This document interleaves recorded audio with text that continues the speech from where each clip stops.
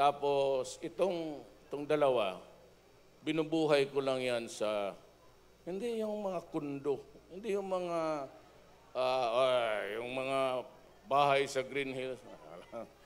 Wala ito boarding house lang.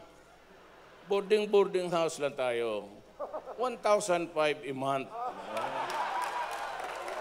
So dalawang girlfriend, wala.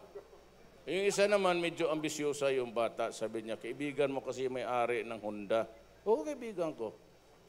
Sabi niya, pwede bang sabi niya, bigyan mo na ako ng repossess. Mura lang. Sabi ko, total, ano man ang biyahe natin sa buhay natin dalawa? Sunduin kita doon sa boarding house mo. Pasok tayo ng motel. Short time lang naman. Iuwi kita. Short time lang. Noon, nung bata pa ako, overnight, medyo magastos yun. Every 3 hours, ay kwitada na mga putang inang tong motel na to.